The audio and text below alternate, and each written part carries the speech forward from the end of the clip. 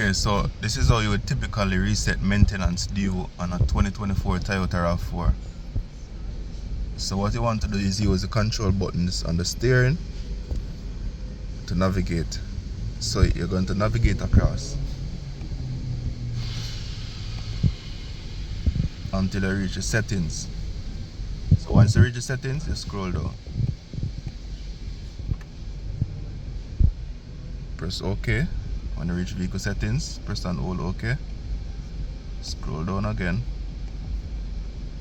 You will see schedule maintenance. Press that and it will ask if you want to reset the data. Scroll up with the navigation button to yes and press OK. So that's it. And then you can use the trip button